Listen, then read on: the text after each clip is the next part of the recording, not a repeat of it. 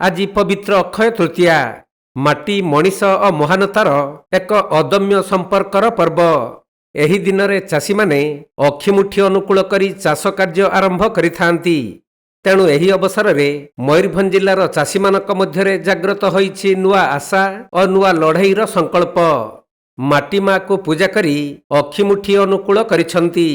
जिला कृषक मोर्चा सभापति नेतृत्व में आयोजित एक अखिमुठी अनुकूल कार्यक्रम में ओडिशार नगर उन्नयन मंत्री तथा मुरुडा विधायक डॉक्टर कृष्णचंद्र महापात्र जोग देइथिले।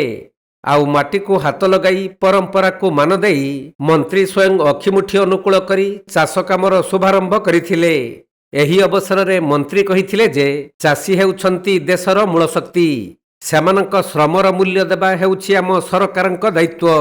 एथिरे केबे मध्य पछकु हटिबु नाही बोली कहिबा सह से चाषी मानकु जणाइथिले शुभेच्छा आउ अभिनंदन। निश्चित भाव में आज प्रभु श्री जगन्नाथ ओडिशा प्रति भगवान का आशीर्वाद रहू।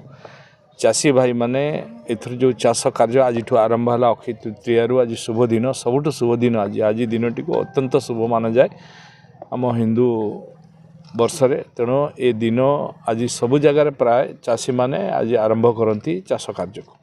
तेणु ए शुभ दिन में मुझे शुभकामना करुच्ची समस्त चाषी भाई माने एथर भल धान तांकर हो भल चाष हो एवं ओडिशार विकास क्षेत्र में सेमानकर अमूल्य मूल्यदान रहो।